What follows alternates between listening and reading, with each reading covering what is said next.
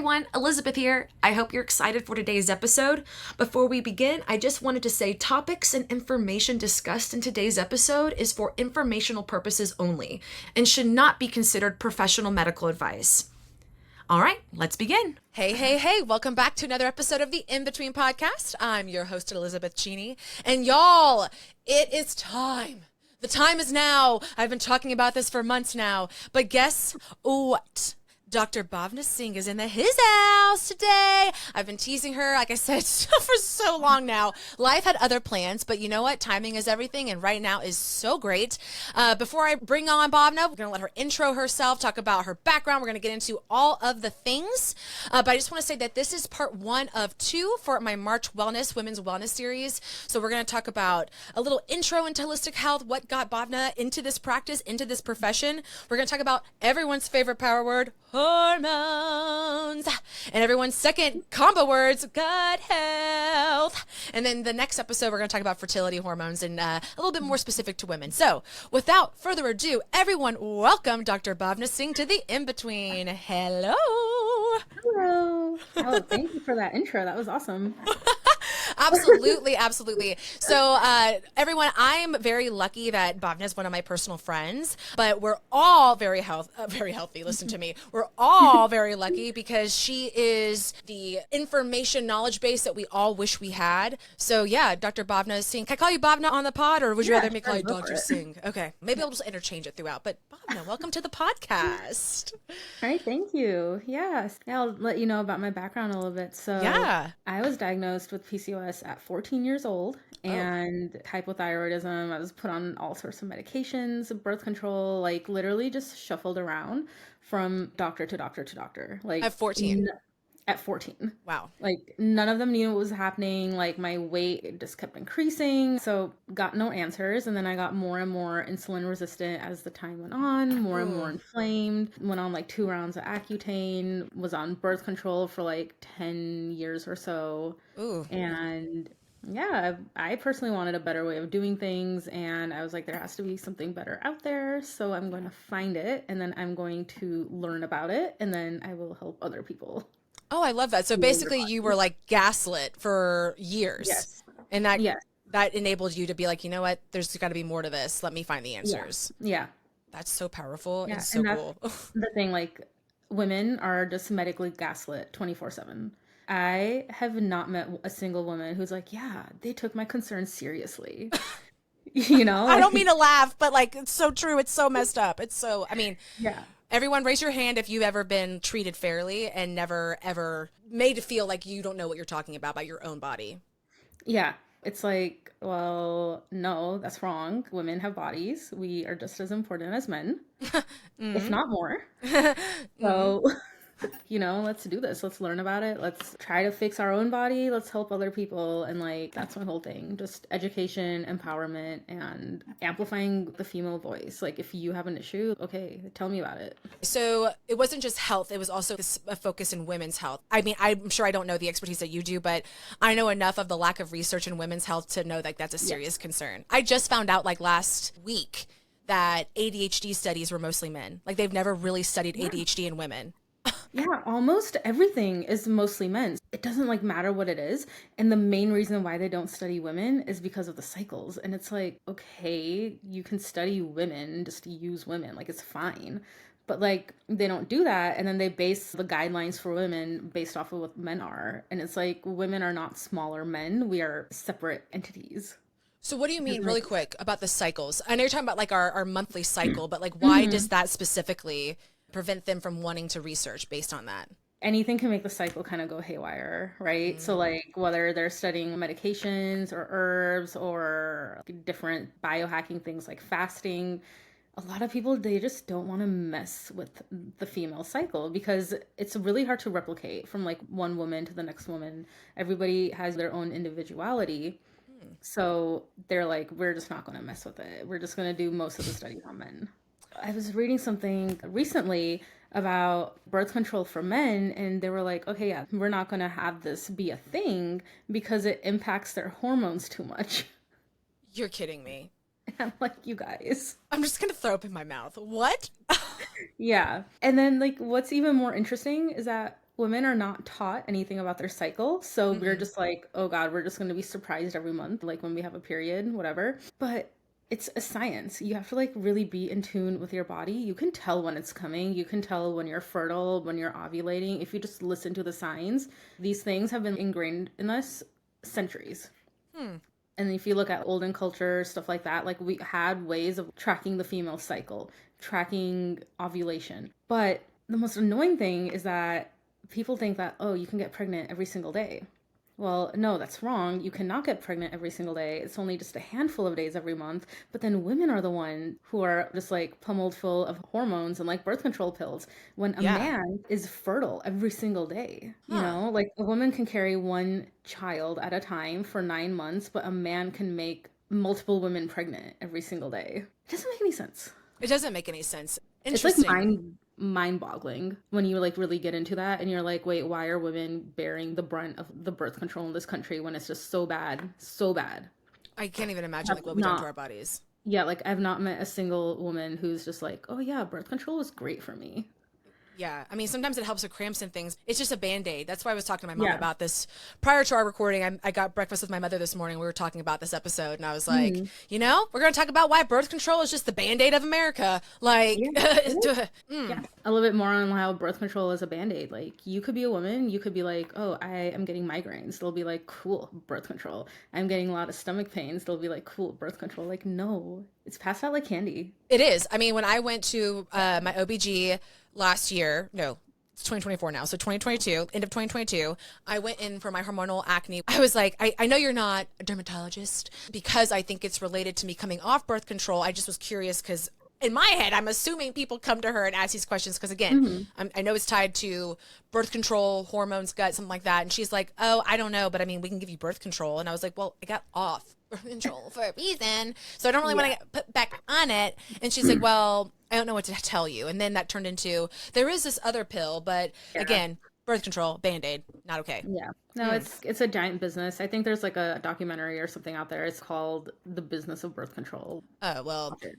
not Yeah. to get too off topic on this, and maybe we can table it for next week's episode, but I was just going to say I have a whole soapbox on how I think fertility and fertility treatments in this country are turning into a business. So let's Yes, we will let's save that for the next one. that's a great. Okay, so everyone, that's a little tease for the next conversation. So your profession is naturopathic, and I did have to Google how to sound that out. Yeah, so it's naturopathic. Naturopathic. Oh my gosh, so Google failed me. Okay, well that's embarrassing. No, you're fine. So, okay, naturopathic, and then also you are an Ayurveda practitioner, which is a traditional medicine system in India, correct? Yes. Okay, so let's talk about that and talk about Ayurveda as well. Yeah, so the schools of naturopathic medicine in America, there's only like a handful of them, right? And they're accredited, they're good to go, really cool. So if you are looking for a naturopathic doctor, make sure that they have gone to a residence-based program, not like an online program. So there's some different things with the Okay. profession, but yeah, it's very holistic. You know, we learn anatomy, physiology, biochem, like all of those regular classes that you would have in your traditional like MD or DO school.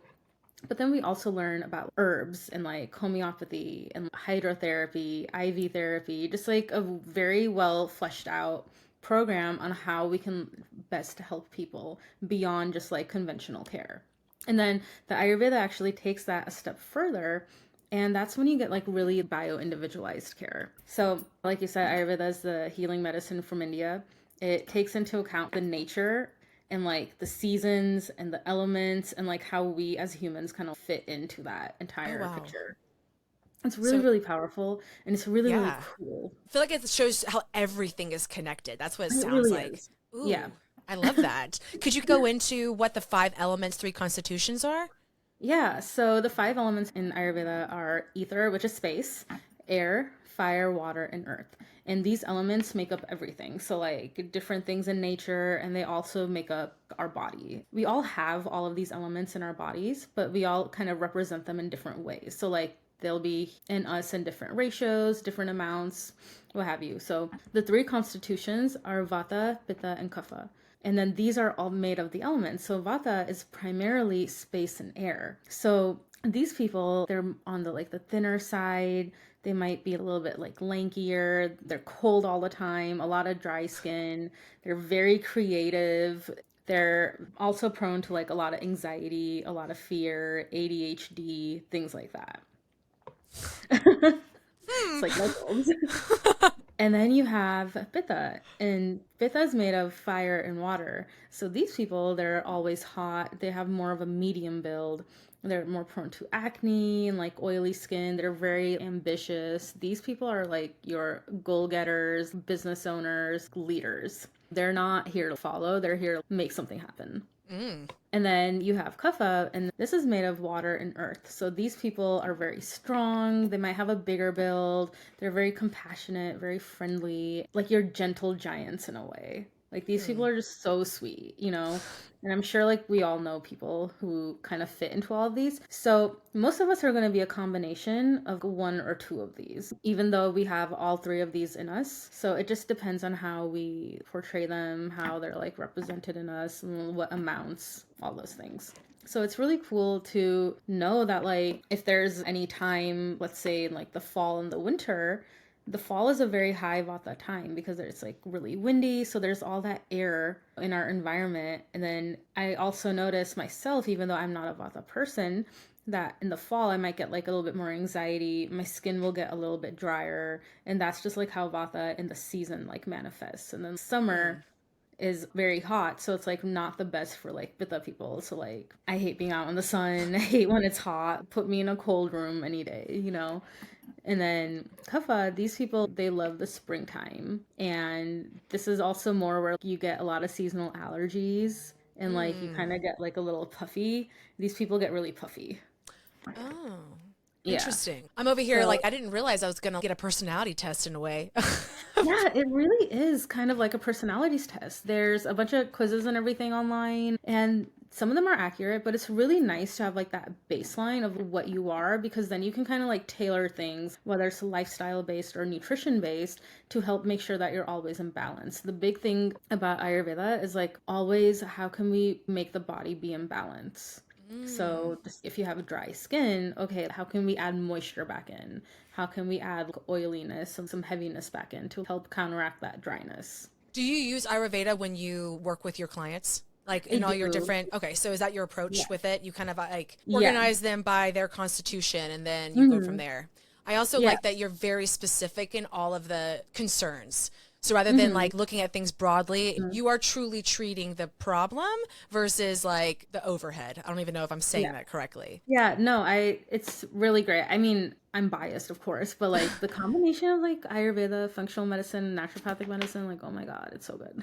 Okay. So So, before we transition to hormones, I want to ask a quick question. So yeah. you talked about what got you on this path, and it was Mm-hmm. basically years of being gaslit, years Mm-hmm. of, hey, this isn't working, but you're just telling me to use the same thing that I don't want to use that also isn't working. Mm-hmm. When you made that shift into this type of care, this industry, so to speak, Mm-hmm. actually, I don't like the word industry. Let's say practice. When did the light bulb go off? And this might not be a fair question. When did you really start to, or maybe a better question is, how much work did it take to get yourself right after Oh you my started gosh. this? I mean, I Was it? feel like it's still ongoing, right? Like, That's fair. you know, just in my own health, like I feel like my gut has done a complete turnaround.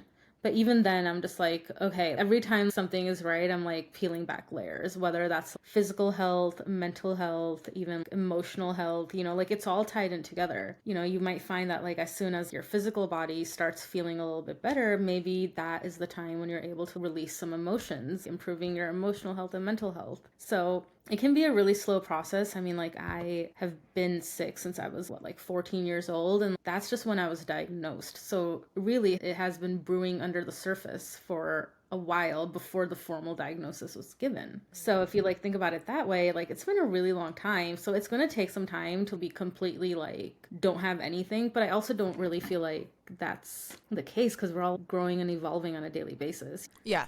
whether that's healing something in our body or like healing something in our mind. Like all of it is going to be connected.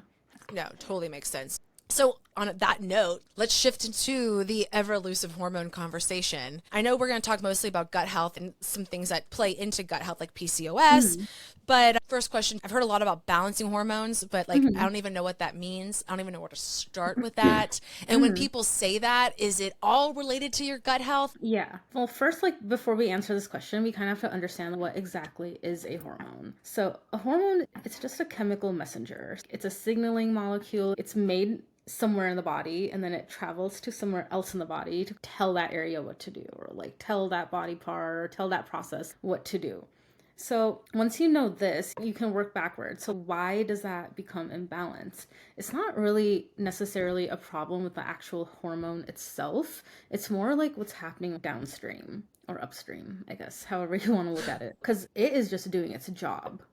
Whether it's not doing its job well or like not enough or too much, it's not because of the hormone itself. It's a result of something else going wrong. So, for example, if you're eating a standard American diet, just like processed foods, processed sugars, bad oil, blah, blah, blah, blah, yeah, you're going to be on the path to becoming pre-diabetic and diabetic. And then your insulin is going to be going haywire. You'll have insulin resistance, but like it's not the problem of the insulin itself why you're being diagnosed with the diabetes. Like, I hope that's making sense. It's more of what are you doing here that's causing something to happen here.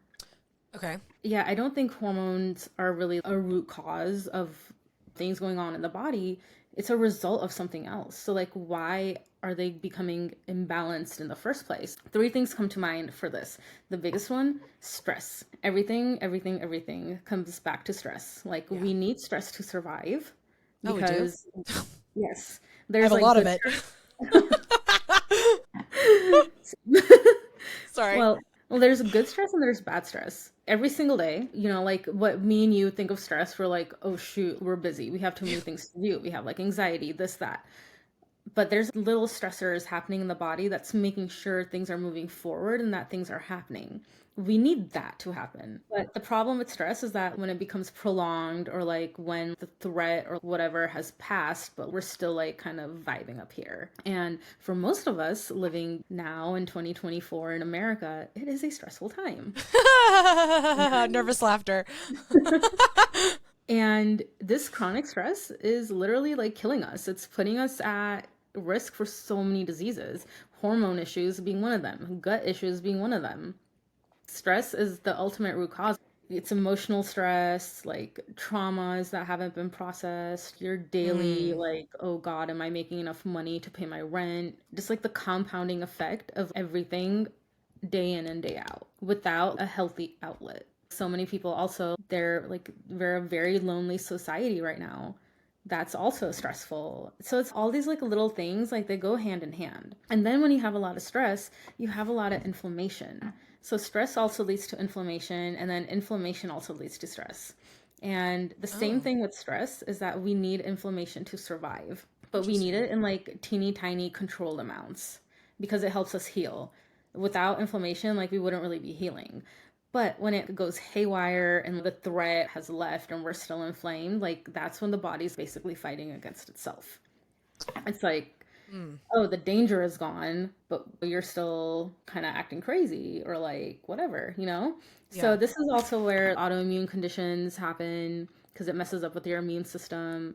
And then as far as hormones go, excess inflammation can cause things like painful periods, heavier flow. And another interesting thing about periods and stuff is that we're all told that, oh, having period pain is normal, having monthly cramping is normal. It's not. Periods should be painless and effortless. What? Yes. I feel like anyone listening who's had a period is probably mind blown right now. I don't think I know anybody that's never had a painful period at one point in their life. Yeah, it's so common right now just to like have just so much pain. Like it's so debilitating for some people. But I also remember that being young. Like I remember when I first got my period, like sorry, TMI, but also not TMI, but like I think I was 13 and I remember that being painful. So why is a 13-year-old having what is a not natural painful period? Oh my gosh. Now is that a big question? No, I mean, we'll be getting into that. That's when something like that happens at such a young age, the health foundations are just not in place. Everything, like, no matter what is going on with you, whether you have like heart disease or PCOS or gut issues, autoimmune disease, it doesn't matter. You have to focus on the health foundations. Like, think about a house. If the house doesn't have a strong foundation, it's just going to pop over. So foundation, is that like checking your mental health, checking your emotional health, checking your Yeah. So we'll like I actually guess physical health, like get into nutrition? that. Yeah. So it's Okay. basically like doing stress reduction exercises, making sure that you are being as low tox as possible. Which feels impossible though. I'm gonna be It's honest. impossible, In but America. it's impossible to be completely toxin free nowadays, but it is possible to be low tox. Okay. So like your period supplies, like they could be causing your period pain. Love that. Like, yeah, making sure that you're getting the organic cotton ones. And then nutrition. Are you eating a standard American diet? Because if you are, I'm not surprised that you're having a lot of period pain or like inflammation or gut issues. And then making sure you're sleeping well. If you're not sleeping, of course you're going to have issues. Of course you're going to be inflamed because that's when the body heals. Oh. And then also just like healthy movement. Like, we're so sedentary as a society. Just go out and walk at least 3 miles a day if you're coming from nothing, but ideally like around 5-ish miles a day. Like, just walk. Walking is so relaxing. It's It is. so healing. It's so gentle. And it like really, especially for women, it's so good. Like, it's so Really? good. Yes. Just a light walk. Not Just a like light walk. not a hit workout, not Not a strength hit training, workout. not a Strength stationary training bike. Strength training is really, really good for women. I do not recommend HIIT. I mean, we're jumping all over the place. Sorry guys. Well, it Yeah. all still plays. We're talking about the foundations in Yeah. that. So, yes. Yeah. But yeah, HIIT for women, especially when you're already dealing with hormone issues, I mean, what is that HIIT doing? It's increasing your stress. Like, your heart Mhm. rate goes through the roof. It takes a while for it to come back down because you're just like, okay, now you're stressed. And you can't, it just doesn't come down. That makes So sense. you have to kind of work up to like having that heart rate variability where it like goes up, but then you're also able to drop back down. And that only happens when you focus on like stress reduction activities for a while, things like walking, strength training. Those are my top two exercises for women. And then adding in some more like slower workouts like yoga and Pilates. Got it. Okay, Yeah. so balancing hormones essentially is getting your physical, mental, emotional, even let's just say spiritual health in alignment, Yep. which is probably something you will be chasing your whole life, just FYI. Yep. So, which is okay. That's okay. Yeah. Like as you said, we're always growing and evolving. That's also Yeah. something I definitely preach. It'll always be changing, but like what you can master though are the health foundations themselves. Like, if you're coming from a background where you barely cooked for yourself and like you were constantly eating McDonald's on a daily basis, you know, we can work on that slowly and just like change your nutrition, just like cook more at home. But yeah, things are always going to be evolving. There's always something that you can do better, but I think it's also really important to know that it's okay to not be perfect at the same time. Otherwise, trying to be well and like all this wellness stuff like becomes a chore, and that in itself Yes. can become stressful. So Yes. we want it to not be stressful, and we want it to just like be really flowy and have a lot of ease with it, with a lot of compassion for ourselves. If we fall off the wagon, it's like, okay, just get back on the next day. That's good advice because I feel overwhelmed by it. Like Oh, no, it definitely is overwhelming. Like, I don't understand how any person is supposed to be like, okay, I'm going to wake up like at this time. I'm going to do my warm lemon water. I'm going to do my exercise. I'm going to do my meditation. I'm going to run a business. I'm going to like deal with my family. I'm going to deal with my pets. Like, it's so much. so with all this said, you've kind of already dabbled into this a little bit, but let's just answer it maybe more directly. So, do hormones play off each other related to gut health? And I feel like you've kind of already spoke to that. Like, this leads to this leads to that. So, how do balancing hormones, but just all of our hormones in general, how can that play into your gut health? And why gut health specifically? Like, why is the gut like the thing? The thing. Why is it the thing? Yeah, so I mean, like, you look at like functional medicine, Ayurvedic medicine, according to them, like all disease begins in the gut. Like, it doesn't matter what you're coming in for, whether it's like heart disease, autoimmune disease, like women's wellness issues, it does not matter. You always start in the gut because I can guarantee you nobody has an optimized gut, Okay. especially not today in this society. So The gut and hormones are like really, really closely knit together. You know, like you have something like thyroid hormone, which is actually activated in the liver.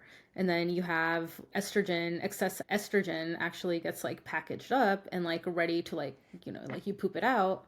And if you're not able to like do that correctly, then it gets recirculated in the body again, causing like high estrogen issues. So Huh. so you need proper gut functioning to excrete excess hormones. If you're not able to do that, they end up getting recycled in the body again. And then you also need the gut where they're turning into like their activated form so they can go where they need to go and like do their work, their magic there.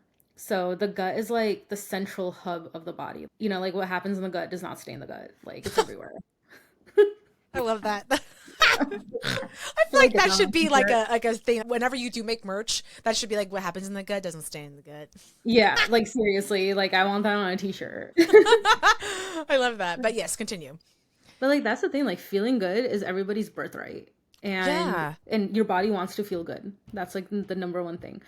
But you have to start in the gut. I don't care what issue you have, whether it's acne or dry skin or whatever. Like of course, we can give you interim things that can help ease the symptoms, but that's not really fixing anything at the root cause. So like while we like do things on top, we also want to be doing things on the bottom. So like you don't have this problem forever. And did you say earlier that I think you said hormone imbalances, but maybe specifically can gut health lead to autoimmune disorders?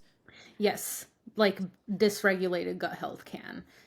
Okay. Like Crohn's, for example. As I have a lot of friends who have Crohn's. I'm curious, like what's your take on that? Because doesn't Crohn's affect like the GI tract or something like that? Or am I It totally off? does, yes. So Crohn's comes in the term of like irritable bowel disease or like IBD. So I have a lot of clients who come to me with that. And the thing with Crohn's is that you can get all of your colonoscopies done, you can get it assessed, make sure it doesn't get worse, but then you have a lot of flare-ups. And where conventional medicine is really, really good, like, you know, thank you for doing the colonoscopy, thank you for diagnosing me and whatever, but like they kind of don't know much beyond that. So when it comes to things like Crohn's, like you have all that gut inflammation, we want to find out, why is your gut just so inflamed? Are you having any overgrowths? Is there a parasite in there? Do you just not have enough of the good bacteria? Are you not eating in a way where it would be like supportive of you? Like what are you doing in your nutrition and your lifestyle? But then beyond that, what's your gut like actually? What's your microbiome like? We can get a lot of relief that way. Like, will it be reversed? Most likely not once the changes actually happen to the cells. But can we prevent it from getting worse? Oh, 100%. You know, that's totally possible. I'm even embarrassed to ask this because I know what you're going to say, but like hormonal acne, I don't know anybody who, maybe me, who struggles with that. But I feel like based on everything we've already talked about, like that's a loaded question. And I have not done any real solid research other than what you and I have talked about with hormonal acne. So I need to do my due diligence and go down my own rabbit hole. But it's overwhelming. Is it really just It is. diet? And it's really bad and it's painful and I'm tired of it. Yeah, so a lot of women can get like that rebound hormonal acne type picture, especially when they come off of birth control. Yeah, I can guarantee your hormones are going to be a little wacky if I do hormone testing on you. But even then, you know, we can do things that can help you, that can help the symptoms, that can help the pain, but we really want to optimize the gut. Like, why are there circulating hormones in your body beyond what should already be there? So I can guarantee you, because that's happening, your gut isn't working right. And once we kind of like fix that picture, then we can do more targeted therapies on the hormones if they need it. But like 8 times out of 10, you know, someone's coming in with hormonal acne or hormone issues, we can get a really good handle on them just by focusing on gut health and like eating right for your body, doing what you're supposed to do, preparing your foods in a really good way, and then focusing on the health foundations. Okay. I know I'm going to sound like a broken record, but if you don't have good foundational health, then you can't add in anything else. No, you're totally right. And I don't Like, think I'm super unhealthy. I don't eat too horribly, although I have a sweet tooth that's going to bite me in the ass. I know it. I am trying to switch to healthier candy. Baby steps, baby steps. But my problem is like I don't eat full meals. I do a great dinner, and I've read that this is like an ADHD thing. I need to be better about it, but I'm just going to admit, and you can tell me I'm silly all you want, but I know I'm not the only one. I just thought I could get some kind of supplement a probiotic, some kind of iotic, and that was going to solve my problem. But basically what you're telling me, no, that's not. So now I'm curious, is supplements just an industry here in America to, I mean, I don't want to be bold and say they don't help because I know there's certain things that help, but what is your take on probiotics? Because there's only a bajillion different brands out there. Yeah, Dare I say, so is a probiotic going to help? This is a two-part question. So that, but then all this testing you're talking about, I feel like you can't get that done at your normal doctor. Like you need to go to a specialist. So for people who don't maybe have access to that, is there supplements or things like besides like diets and maybe going to therapy, stuff like that, that you can do to help? And then on that note, what is your take on supplements, probiotics, prebiotics, all that kind of stuff? yeah. I know I kind of just like threw a lot at you. I'm gonna talk about like the probiotics really quick. Yeah, Let's do that. so the best way to figure out like what kind of probiotics you need is through gut testing. So Okay. like microbiome testing. So some strains, some combos of strains can make things worse for people. Oh It just gosh. really depends on like what you need. But again, the best thing with probiotics is to take a food first approach. So things like yogurt if you're not lactose intolerant, sauerkraut, kimchi, all of these are great fermented foods that boost the good gut bacteria. And then yes, the supplement industry in this country, it's like a billion, I forget how many billions, but billions of dollar worth industry. And most supplements on the market are actually absolute trash. And most people don't even know. So what you're really paying for at the end of the day when you're buying supplements like at Publix or wherever the heck you're getting them, you're paying for some really expensive pee and some like really expensive poop. And like most of this is not going to Love be you. absorbed. Like if that's what you want to pay for, whatever, it's your money. But like the best thing to do with supplements is to make sure that you're getting a practitioner grade brand. So these are like medical grade brands. These don't have any fillers and they're made with stricter requirements from the labs, the formulas, everything. Like they get tested regularly and they're just overall better. These supplements, are they more expensive? Yes. But you know what? At the end of the day, it's better to have a supplement that is more expensive, that is practitioner grade, over like your $10 like random supplement from Publix that doesn't even do anything. Yeah. Or You if know, anything, it's doing harm, from what yeah, you're saying. exactly. Yeah. And then if you do want to take a probiotic supplement, one that I found that is generally well tolerated by most people is a spore-based probiotic. So the best one is Mega Spore Biotic by Microbiome Labs. And the one, shameless plug for my own supplement brand, the probiotic that we have. Well, then we want that for sure. Okay. And then these are like gentle. Most people are able to handle them. It also just depends because if you have a diet already where you're not getting any fermented products, adding any supplement might give you some gas, might give you some bloating, and it's like something that you have to build up to. Okay. So I know everybody like is like, oh, I want to be on a probiotic, I want to be on this, but like you, I'm the hold on. same. I'm Yeah. like thinking like, well, we must have all been fed the same Kool-Aid or something, because where did that idea come from? I've always been kind of told, fed, whatever, through social media and people, probiotic, oh, your gut health, it's because you need a probiotic. And that's Yeah, just where like my ignorance started and ended, all in the same place. no, it's like sometimes it is that simple. And then sometimes it's also not that simple either. Like I have some clients right now where I looked at their like gut testing and I was like, you need this probiotic. Oh my gosh. This one lady, she's like, my acne got better, my energy is better. This was like the magic pill. And then like other people, they come to me and they're like taking this long list of probiotics. I'm like, what are you doing? We're gonna not take any of these and we're just gonna see what your gut does, and then we will like add in things slowly. Okay. So everything is just so bio individualized. It really just depends. Like, yeah, you can trial and error some things on your own, but at the end of the day, like, how much money are you really wasting with that? Yeah. Well, it's so hard to keep up with. Like, I was drinking, what was it? Was it seaweed? Oh my gosh. I'm now, Moss? no, not sea moss, but sea moss was one that I saw. But like, there's different things that you see that are trending. And I'm like, why should I take sea moss? Like Mama Yeah. Ruth's, Mary Ruth's, I think that's Oh what the yeah, brand the is. Mary Ruth Organic. Yeah, hopefully you Yeah. like that brand. I don't know, but like there's so many. I mean, it's Yeah. a seemingly healthy brand, and Yeah. then there's 30 different tinctures, and they all seem to have different things. So like I'm that person who gets bamboozled by that, and then I think I need all of them, which I know can't be the truth. Do you think there are certain things that, I don't know, like, do you think it really all just comes down to nutrition and those balances, or are there things that do elevate or enhance your biome, your biology? Yes. So the first thing is when you think about supplements, they should just do what is in the word. They should just supplement. And a lot of people use them as like little band-aid quick fixes when that's not the case. You can't out supplement a bad diet. It's not gonna work. You have to have the foundations in place for the supplements to do a really good job. Otherwise, you're just wasting money. Got it. Some people are also like, okay, well, I'm taking these supplements. I'm just going to eat like crap. I'm going to eat fast food. I'm going to do this and do that. And the supplement's going to take care of it. It's like, okay, well, like you can't do that either. Wait, I can't eat fried chicken and just take sea moss and it's all going to work out? Unless, you could get like organic chicken and put it in the air fryer. There you go. There you go. Also, it was chlorophyll. That's what I was taking because I'd read that chlorophyll helps like filter out your body. So I was like, oh, hormone, health, acne. Yeah. There we go. I like chlorophyll. I like it because I kind of like the taste of it, which is, I know it's like a little acquired, but yeah, I like the taste of it. And I do notice that it'll help my skin. Yeah. And it's like one of those things where it's just in a dropper. I'll put it in the water. I know it's not like doing any harm. Yeah. Okay. Well, that's good to know. So it's not going to hurt you, but it's not going to like heal you. It's not going to hurt you. Yeah. Fair. Very, very fair. Very fair. So these are some questions that people sent in when related to gut health. So someone asked, and we've already talked about probiotics and things like that. What are prebiotics? Yeah. I didn't even know that was a thing.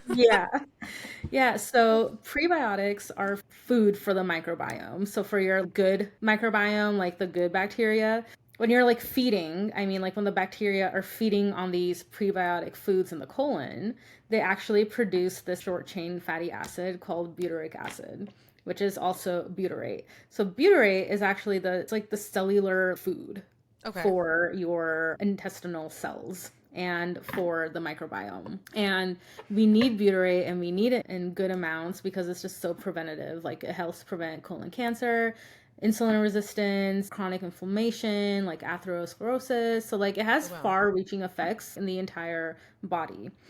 But that's like the thing that I was saying earlier. What happens in the gut doesn't stay in the gut. So you need to feed your good bacteria, the good microbiome, you need to feed them. And prebiotics are basically just their food. Now, there's a bunch of brands that do have a prebiotic powder that you can just like mix in, take it with some water. But my whole thing is, while that's great, like you could see benefit from that, why not just cook with foods that have been shown to produce that butyrate? So things like garlic, asparagus, onions, dandelion greens, bananas, leeks, chicory, artichoke, like all of these things are foods that are really, really, really rich in the prebiotic food that the microbiome needs.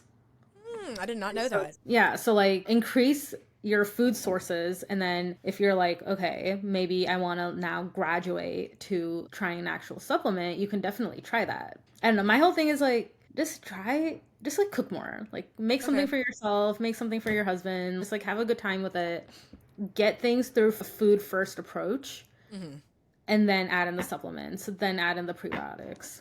I see what you're saying.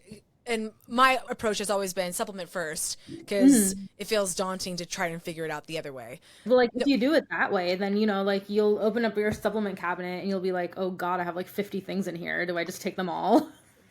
That's talking to me, girl. Talking to me. I'll admit it. Like, I don't mind. Yeah. I don't mind being the dumb guinea pig for this episode. I don't mean to be. I need to look at my supplement cabinet. I'm always trying something, but like at the end of the day, if you need the supplement to keep your skin clear and the moment you're off of it, you get acne again, like what's that really doing? Right. Agreed. It's basically like taking a medication. No, exactly. Yes. No, that makes sense. So next question, why am I always bloated even when I don't eat? Yeah, so this one is a loaded question because one, you shouldn't be bloated in general. But like if you're bloated when you're not even eating, then like it could be for a few reasons. So not eating itself could be triggering a stress response, which could be triggering the bloating. Interesting. Yeah, so I do have a client currently, and she's just always bloated. She's like, I'm bloated whether I eat, whether I don't eat, and by the end of the day, she looks like she's like 6-7 months pregnant every single day. Oh, wow. So for her, I'm just like, let's eat in a way that's supportive for your body type, and then we'll go from there. But yeah, not eating can be a really big stressor. And women do well or amazing in a well-fed state. We need to eat, and we need to eat enough. And so the body freaks out, and we don't want it to freak out because that can cause a bloat. Another reason could also just be just not digesting carbs well, having gluten intolerances, parasites, constipation, some bacterial overgrowths going on. So it really has to be tailored to why you are bloating when you're not eating. And one of the best ways to find out is like to do microbiome testing to see, okay, like how are you digesting? Do you have any parasites? Do you have any overgrowths? Let's kind of like talk to your gut in a way like that. On that note, and I know I actually think I asked this earlier, I got us off topic, but because you said like your PCP, your general practitioner, can't do this kind of level of testing. Mm-mm. And if someone doesn't have access to, say, someone like you in your profession, like what could they do to test? Is there, dare I say, like at home testing kits that you, I mean, I'm sure that's definitely not ideal, but like what do you recommend? Yeah, so for me, my entire practice is virtual. So it doesn't matter where you live as long as you live in Oh, the US. perfect. Okay. Yeah, so I mean, I have people who are all the way in Oregon, like Maryland, Texas, California, and like kind of That's like so all over cool. the place. Yeah. You know, if you have access to the internet, you can have access to a whole breadth of people who are like me and do practice virtually. But if you want someone in person, then I would recommend looking for a functional medicine provider. You can just find one in your area. The IFM website, it's like ifm.org. They have a list of functional medicine providers that you can search by like zip code and state and see if there's one close to you. But yeah, like the actual testing itself though, like the gut testing that I'm talking about, I use the GI map in my practice, and this is a pretty expensive test. It does range anywhere from $450 to $600. It just really like that's just it. Yeah. But you're Like getting there's no. so specific. You're not Yeah. getting like your general levels at a physician. Like Yeah. if you have serious health issues or not Yes. even serious, but just like honestly, it feels like everybody needs one of these given Oh, how the state of 100%. things. Like this should be a requirement, but like, it is expensive. It's not covered by insurance. And think of this like your car. Yeah. You have your car insurance, but you still go into the shop to do maintenance and get all of that done. Like think about like you're doing that for your body. You have your health insurance that's there for like emergencies and all of that. But what are you doing in between? How are you like maintaining your body? How are you doing like the upkeep? We require all of that. Like if we're doing it for our cars and we do it for our homes, because we have home insurance and like we get little renovations done. If we're doing all of this for like other areas of our life, but not Why not why us? not our body? Yeah, I was just thinking like why and I'll just speak from my lens. When I Hmm. hear that price, I think about my issues. I'm like, yes, that is money that I would invest in myself to find those answers. But regardless of my own personal bias, it's interesting to, as a society, like we don't think to put that money in us. Like it's No. like a luxury. Oh, Yeah. like we could spend our money on other things. Like that's not important. Like Yeah. why do we take that approach as a Yeah. society? Because it's our health. Mhm. We could be fixing so many issues, causing Mhm. us less pain, like Yeah. peace and prosperity could be right. Oh yeah, But no, it's 100%. why? Maybe it's just toxic capitalism, but It's it's yeah, it's just so much, no one is really taught, oh, like you're important, you should pour it into yourself, you should invest into yourself. And that price, that's just the pricing of the test. Like that is included in my program, which is a low like four-figure type investment. But like I'm there with you for 6 months, and like I've even elongated it for some women up to 9 months. I'm like, whatever, you already paid me once, I'm not charging you for this. it's very And thorough it's just program. so thorough, and like you're working with someone closely, but this is not normal part of society. Most people are like, oh, I'm just gonna go to the doctor when I'm sick. Hmm. My goal is like, I don't want you to go to anyone. I want you to be so empowered with knowledge and like how your body works and your health that when we are done with our time together, you feel so good about taking care of yourself. And you can also do this in like taking care of your spouse, your children, whoever, because some of the fundamentals are not going to change for anyone. It's like you change your little world or like yourself, and then you help the world around you. Because the medical system and all these people, they thrive on you being sick, Right. And and they that's want probably you to keep also coming why back. people don't want to do this because one, this, Yeah. like you said, this isn't covered by insurance because it could actually Yeah. help you. Then you wouldn't need Yeah. the system. Look at doctor's appointments and stuff too. Like, who has had a doctor's appointment that's more than 5 minutes? Like, I went to a dermatologist just a few weeks ago because I had like a little thing that wasn't healing. She felt it and she gave me 3 prescriptions. She was in the room for a grand total of 2 minutes. And I was like, this is what's wrong. Yeah. Thank you for disproving every point to me. Yeah. Yeah. So It's like we need to bring that relationship back in healthcare and just getting better. Yeah. And just to say, like, this episode is not giving you health direction. Like, this is not like us saying, this is general advice. This is general. This is for you to take this information and you make your own decisions Do your and to research. see that this is out there. It's not talked about. And start small. Like, maybe you can afford the testing. Maybe you're like, you know what? I'm going to go try eating some more asparagus because, well, there we go. There's some prebiotics. I'm going to eat some more yogurts because from what you're saying, it sounds like small changes out over time. If you do stick to them, you're consistent, you will start to see a change. And I think that's part of my problem is I expect it then. Maybe not right then and there, but I'm like, I've been doing this for 2 weeks. Why am I not different? You know, I don't know why I expect my body just to react immediately, but it takes time. No, that's all of us. But like, if you think about it, how long did it take for you to not feel well or get to this point? It's not going to be an overnight fix. And anybody promising you an overnight fix is just a salesperson, because that does not exist. The only thing that's going to get you better is just consistency and focusing on yourself a little bit every single day. Every single day, you just have to do a little bit more than the day before. You don't have to like move by like leaps and bounds, because eventually you will get there. Yeah. Just little baby steps. I like that. It makes it feel a little less overwhelming because it feels like a mountain. Yeah. It does. Yeah, because I mean, wellness has become like a chore these days. People are like, oh, you need to do your cold plunging, you need to do your red light, you need to do your this, you do that. And it's like, oh my God. And here's the thing, all those things probably still are good for you. Like, Yeah, you know, but it's like, that's how a I lot. feel. It's too much. Yeah. I get online, I'm like, getting offline.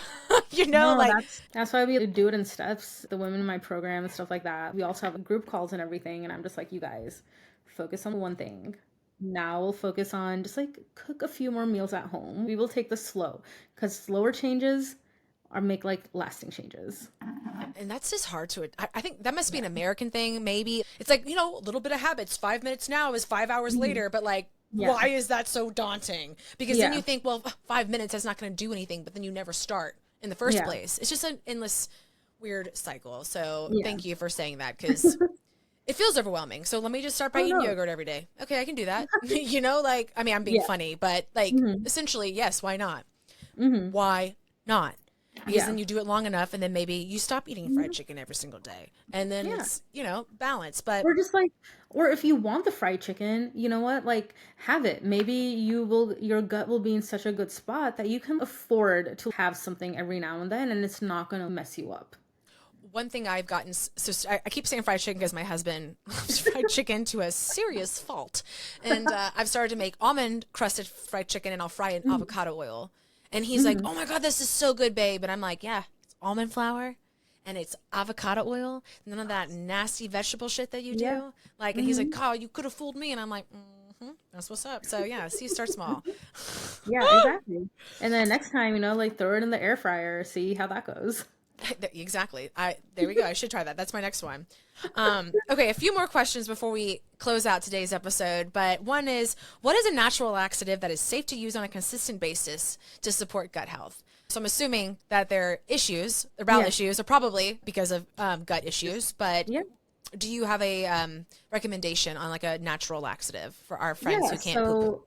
Yeah, the best one out there is Triphala. It's a Ayurvedic laxative. It's just spelled, how's it spelled? Triphala. And it's non-habit forming, it's non-addictive. It's actually the powder of like 3 fruits mixed in together. And you take it in the evenings, like before bed, and then like hopefully by the morning you should have a bowel movement.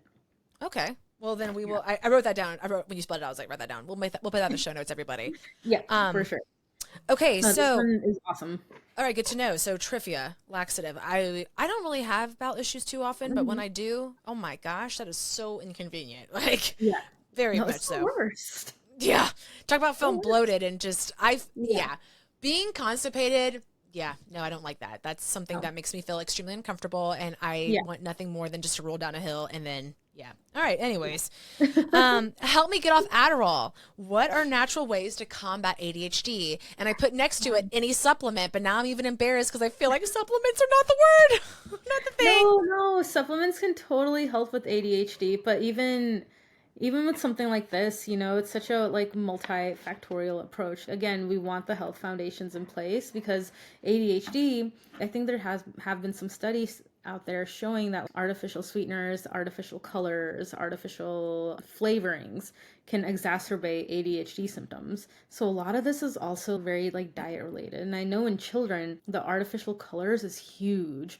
Like the yellow dye and the red dye, these are huge culprits for why kids and adults have ADHD. So let's like, dial back down on like the artificial things, increase real whole foods, and then we can add in some supplements. But there's also this like component of ADHD that kind of like ties in with like perfectionism, at least for adults, at least for adult women. You're not fully allowing yourself to be seen by yourself and also by others, so you're kind of like covering yourself in this perfectionistic tendencies where you like nitpick every last detail and you get lost in the sea of like things that just aren't important. You know what I mean? Yeah. So kind of like focusing on that aspect of it as well, whether it's through therapy or whatever else you want to do, but kind of making sure that that mental health component is also talked about a little bit. Yes. No, I think that's a great point. Thank you for saying that. Yeah. And even like Ayurvedically, ADHD, like we talked about in the beginning, is an issue of having excess vata. So like that excess airiness, that excess spaciness.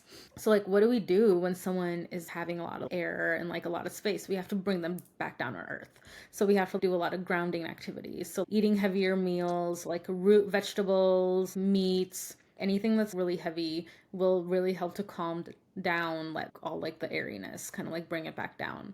Sleeping, bringing warmth back into the body. These people are generally more on the colder side. Oil massage because they have a lot of dryness as well. Sauna is really good to also bring back warmth to the body. Meditation, you know, and just making sure that you are constantly grounding. So whether that's you're going to sleep for like 8-9 hours, because these people do need more sleep than normal, making sure that you're doing your regular walking exercises, you're taking warm showers, things like that will also really help to kind of negate the excess airiness and spaciness. And then beyond that, when it comes to supplements, magnesium and saffron. Saffron, interesting. Yeah, for adults, it's like anywhere between like 50 to 80 grams a day of saffron has been shown to be as effective as Ritalin. Oh, wow. Okay. Mhm.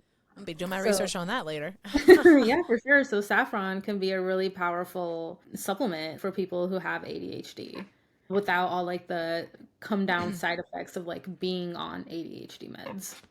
I will definitely be checking that out. And I've heard magnesium also helps with like anxiety, right? Yes. Yeah. Magnesium helps anxiety, helps your muscles to relax, helps you go to bed. Oh my gosh, magnesium is so good. It's like if this was one mineral supplement that I would want everybody to be on, it would be magnesium. We stand magnesium. Got it. Yes, yes, we do. Look at me and my cool hip lingo. Yes. That's also going to be on a shirt. We stand magnesium. I am obsessed with your marketing already. There we go. Okay, so magnesium and saffron, ADHD. Got it. All right, we're going to check that out. So one thing else I want to talk about, and I feel like we'll also talk about this on our next episode when we get more into women's health, fertility, hormones and that, but PCOS. There was lots of questions that were submitted about PCOS. I know I personally have a lot of friends who have to struggle with it. And before we started recording, we were talking about how it's connected to gut health. So let's talk about like what are causes of PCOS, diagnoses, like how do you get a diagnosis? And I know this is like, again, a very layered, nuanced subject. So I'm going to give you the floor and you hit the main points that you want to hit. Okay, for sure. So, yeah, PCOS has a huge tie-in with gut health, and I'll get into that in a little bit. But it's also one of the it's the leading cause of infertility in the U.S. So anytime someone's, oh, like, you know, I'm in trouble getting pregnant, staying pregnant, like PCOS is the first thing on my mind. So it's characterized by a combination of different symptoms. So like you have irregular cycles or the absence of having a cycle, or you're not ovulating, excess androgen production. So these are your male sex hormones. So like you get things like excess acne, hair loss, like in a typical male pattern way, but then hair on your face, on your chin, like where men have thicker hair, increased testosterone, and also on an ultrasound, small little like cysts along the ovaries. And then PCOS also leads to things like inflammation, weight gain, metabolic issues, insulin resistance, infertility, like we talked about. So it's really this thing, there's just so much going on. And a lot of conventional doctors and stuff like that, and especially with my own history with this, people don't know exactly how PCOS is even caused. Some people think it's genetic, some people don't. I don't buy into the whole genetic thing because your lifestyle can turn on and turn off various genes that are expressed. So it must be much deeper than genetics. The whole basis for PCOS is actually insulin resistance. So this is when your body fails to respond to insulin, which is normal part of when you intake sugar. Insulin comes, helps to shuttle it to everywhere. So excess insulin can actually trigger the ovaries into producing an excess amount of androgens, which is the male sex hormones. And then these male hormones interfere with the ovulation process, and it results in the cyst formation and also the infertility. And then these elevated androgens help to cause the PCOS symptoms like acne and excessive hair growth. So for me, it all comes down to insulin resistance. Insulin resistance can also be triggered by inflammation, which can also be triggered by stress. So it's this like triangle of stress, inflammation, and insulin resistance. Yeah. And you kind of need like the perfect storm for all three of these things in place, like kind of happening at the same time. Because sure, there's women, who are also under stress and also have inflammation, but they don't get PCOS. Right. Because they don't have that insulin resistance also going on. So you need like kind of everything working together under the surface, like all at once. And then there might be some triggering event. Again, for a lot of women, the triggering event could be some kind of trauma, like emotional trauma, physical trauma, mental trauma, like something is triggering this, or a lot of negative self-talk. Cause there's a huge picture. Really? Yeah. A lot of these women are being diagnosed with PCOS when they're really young. So like what's happening in your childhood? Where are these traumas coming from? How are you speaking to yourself? Because all of these things are going to manifest as physical symptoms, and they're going to manifest as like any kind of disease. And then you have like that, but then there's also like environmental factors that can contribute to the development of PCOS. There's so much childhood obesity going on, even like kids, but also like teenagers and people in their 20s and things like that, even though they're not kids. And then like sedentary lifestyles, poor diet. So again, we want to make sure that we have the health foundations in place, even for something like PCOS, and including, are you sleeping enough? What's your toxin load like? Because all of these can make it worse. And if you don't have PCOS, it can also increase the risk for developing it down the line. So again, when it comes to nutrition for PCOS, I'm going to recommend a very similar thing. Whole foods, organic, eat the rainbow, cook your foods, cook your vegetables. Eating isn't that complicated, but we're all just overcomplicating it with these really fancy diets. We don't need any of that. Just eat clean, eat organic as much as you can, cook your foods, and make sure there's a rainbow of veggies going on. And then we want to decrease inflammation through food. So dairy-free, gluten-free is something that I recommend for people with PCOS. Because PCOS can also lead to something called leaky gut. And then leaky gut can also lead to inflammation. And then the inflammation can make the PCOS worse. Jeez. So I know. So everything is like a cycle. But like you can get out of a negative cycle. It's possible. And then you also want to focus on having a good amount of protein at every meal, because one thing I've noticed is that women PCOS, we love to snack. I love snacking so much, and it's been one of my biggest downfalls. So making sure that you're getting at least 30 grams of protein at every meal, because that protein helps you stay fuller for longer. And if you add like a little bit of fat to that, not a whole lot, a little bit, that will ensure that you're not like mindlessly snacking. And it also helps to improve your relationship with food. If you're snacking all the time, you're just like eating because you're bored. But like you should be eating because you're hanging out with your friends, or you're eating because like you want to nourish your body. Kind of changing the vocabulary around food a little bit will also help.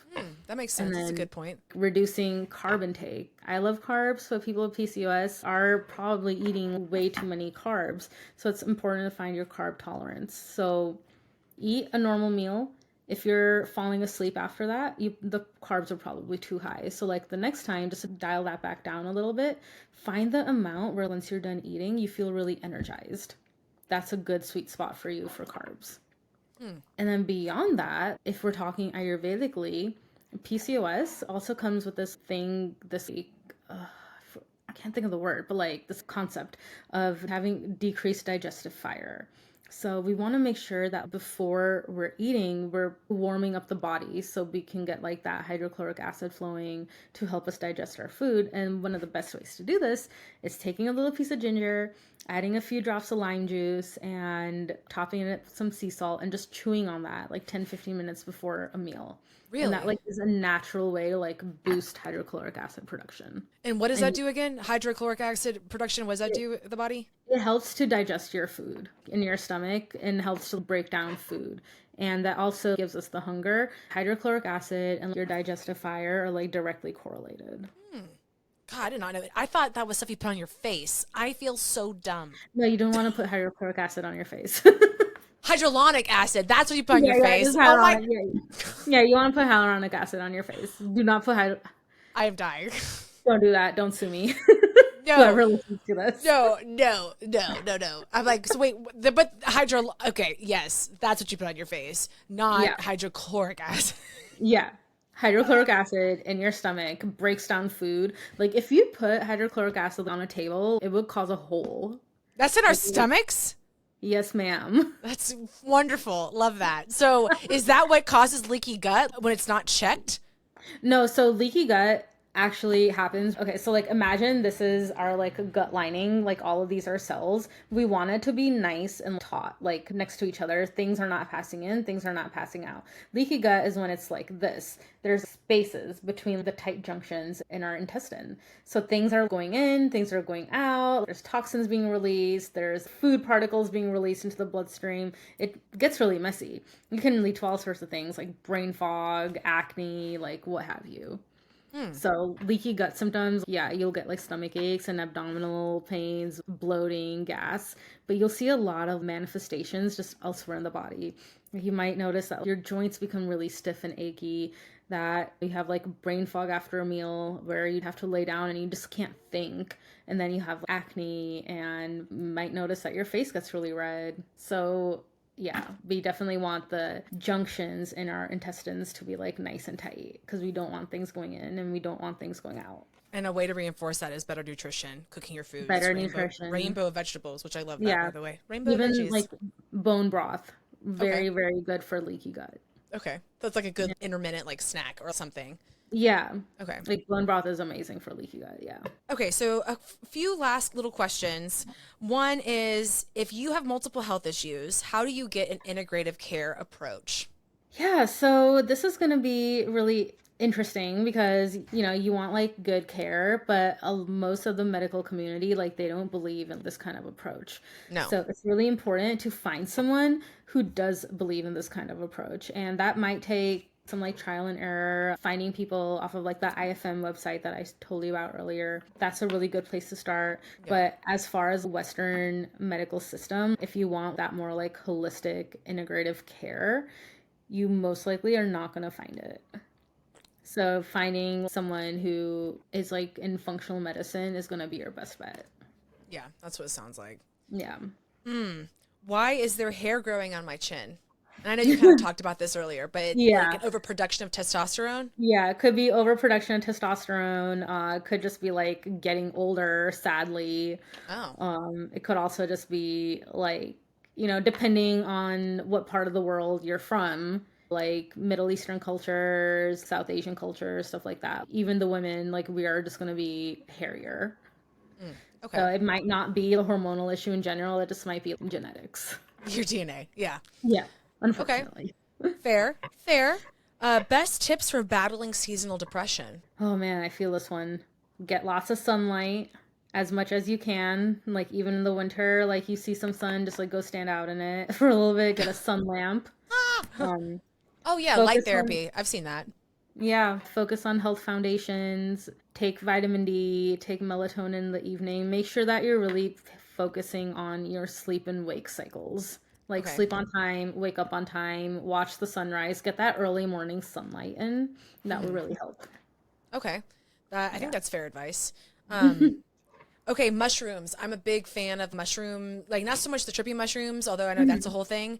I'd love to learn more about that. Just haven't dabbled into it yet. Mhm. But I'm like, I got my Nana on lion's mane because she was having brain Mhm. fog, and it's like made Mhm. a whole 180 difference because Yeah. she was scared that she was getting dementia and this and this, which I mean, I Mhm. understand that. And she went through a very traumatic loss with my pop leading up to it, Mhm. like his care. She was his full-time care provider, not Mhm. care provider, caretaker, excuse me. Mhm. Lion's mane, I've seen 180 difference. So big Yeah. fan of mushrooms. I feel like mushrooms are a fad right now, and I don't want to say fad because I don't want them to go out, but like it's more Yeah. mainstream. Their benefits, one of which is like Yeah. mushroom coffee. Somebody wrote in asking about mushroom coffee. So what's your take on like the mushroom coffee? I love mushroom coffee. I love anything with mushrooms in it. I think mushroom coffee is great. Yeah, I use mushrooms all the time. They're really good to like regulate your mood, your anxiety. They work as an adaptogen, which increases your stress resiliency over time. So I'm a huge fan just when it comes to like mushroom coffee and things like that. Like just make sure that like you're not taking so much caffeine in because that's Yeah. not going to be that beneficial to the body. Just like if you want that caffeine, get a little bit in, but like yeah, really focus on caffeine free sources of that energy if you can. And mushroom coffee is great. I wonder if that should be a route I'd take for ADHD, like getting that zing with the coffee and a mushroom. Yeah, just Um, try it. You can also try like some matcha. Like matcha's great you know, as I like a was taking matcha for a replacement. while. It Mm-hmm. they just my local Kroger doesn't sell it anymore, so I Oh, okay. need to go to Whole Foods and get some. Okay. Well, the last question I had for you for today's episode, which it's been so fabulous. I was taking notes while you were talking, and I'm gonna have to edit this, so I'm gonna get them again. But I'm just like, wow, so much to research. But I'm curious, what is your morning routine, morning ritual, and your evening ritual? Like, I think especially since you are a subject matter expert in this, everyone would like Hmm. to know what do you take or do in the morning? What do you do or take in the evening? Yeah, so in the mornings, like my one of my goals lately is to wake up even earlier. So I'm shooting for around like a 5:30 wake up time I would these love that. days and just like getting some stuff done. But what I like doing in the morning, wake up, like do my tongue scraping, brush my teeth, have some warm water with lemon because that is a gentle way to wake up your body for the day. Hmm. And then beyond that, I like to do just like a quick 10-15 minute meditation on the days that I remember to. That helps my energy throughout the day. I'll have a matcha and then I'll also make some breakfast, things like that. So, yeah, that's my Do you morning. do you take any Some days I'll supplements do or it anything? more, some days I won't. So it really just depends on the day, how extra I feel. But those are probably my baseline things that I'm doing on a daily, regular basis. Some days I will add in the oil pulling, some days I will add in oiling my body. So it just like really depends. But I do the basics on Yeah. a daily basis. And then in the evenings, I like to, I'm having trouble with this one, but I like to put my phone away. Oh, But I know it's so same. hard. But I got this like red light filter thing for my phone where I press the side button and like turns red. So it's easier on my eyes. I'll wear my blue light blocking glasses. I like to put oil on my feet. God. I put oil on my feet in the evenings. What else do I do? And I'll wash my face, do my skincare. Maybe I'll like read a little bit, but I've been trying to be better about that. I haven't Yeah. been as good. So that's something I'm hoping to add in, which is like just more reading. So you don't take any kind of supplements or anything? Oh, no, I do my supplements too. I Okay. just didn't, yeah. So, like, as far as supplements go, I'm taking glutamine, magnesium, curcumin, glutathione, inositol, and like plant enzymes. I don't know what any of that is. You said something gluten like twice or beta something twice. Oh my God. I'm like, what is that? I don't even know. Yeah. No, the glutamine is to help leaky gut. Magnesium in the evening just like help me sleep, help me Yeah. relax. Curcumin, overall inflammation, glutathione, overall inflammation, inositol for PCOS, and then the plant enzymes were to just like help me digest food if I'm having like a heavier meal or anything like that. So interesting. Oh my gosh, I wish I had your brain. Oh, wow. Gosh. Well, Bhavna, this has been so wonderful. I cannot wait for us to record and talk, getting into the nitty gritty of fertility and Yes, hormones and that conversation. that's gonna be a fun episode. Yeah. It's going to be fun. I think it's going to be very informative. And Mhm. I appreciate you taking the time today. I know we talked about literally so much, and I know that we Mhm. could spend I an know this is like hour all over the place. on, but it was so helpful. And I think there was so many good starting points for people to do their own research and Yes. explore. For Mhm. example, what was that last supplement you said that for specifically for PCOS that you take? What was The that? inositol. Inositol. How do you spell Yeah. that? Inositol. Okay. That might be something worth checking out for some of my fellow listeners to do their own research. Mhm. And, again, talk to your provider, do your research, talk to your Yeah. medical professional. Mhm. But if you feel like you're being gaslit, then maybe that is the time for you to think about a more holistic approach, Yeah, like Dr. Singh here for is talking sure. about. So, Yeah. for everyone listening, share where they can find you. Also, you casually mentioned your supplement company. Let's talk about that too. So mention that, and I will make sure that all of this is linked in the show notes for those listening. So this is your time to spiel your shtick. Oh my God. So yeah, so you can find me on Instagram. My Instagram ID is at Dr. Singh. So I have a bunch of stuff on there. You can sign up for any of my free guides. I have 3 or 4 like freebies on there. So let me know what you think when you download one of those. And then my supplement company is called Ojus Nutraceuticals, and we have 17 products, everything from like gut health to inflammation to heart health and insulin resistance. So we have a good range of products, and I Love use that. these products on a daily basis, and I love them. And they're Perfect. practitioner grade and made in a facility that is really, really strict on what exactly goes in, and everything that like we say is in there is in there. There's nothing else. Ooh, I love that. Yeah. Truth on a label. Who would have thought? Yes. Yeah, no, that's like one of our things is honest labeling. I love that. Thank you. Thank you for leading the good fight in this very convoluted world of health that shouldn't be Yes. as hard as it is, as from what I'm Shouldn't be, gathering. but it is, and it's like the powers in charge could completely change it, but they're not. So just Because it's money, money, educate. money, money, money, money, Yeah, money, which, yeah, it's love like that feeling when it's like your yeah, health, right? yeah, no, Oh for sure. gosh. But there's a Goodness lot of gracious. information out there too, luckily. So educate yourself, empower yourself as much as you can, and that comes like through education. Absolutely. Knowledge is power. That's what they say. Yeah, for sure. Well, thank you so much, Bhavna. I have loved this. Can't wait for our next recording. And for those listening, like I said, all of everything that she mentioned, I'm going to link in the show notes, and obviously she'll be tagged in all the posts. So if you enjoyed today's episode, please share it with a friend, coworker, family member, everyone, and anyone who will listen. We all need to get this information out there. Take charge of our health. Maybe we just need to eat some more greens. Maybe that's my problem. I have no idea. But thank you so much for being here. You can follow me at ElizabethCheney _at in.between_pod, and then TikTok and YouTube at In Between Podcast. So until then, we'll see you next time. Bye. All right, bye.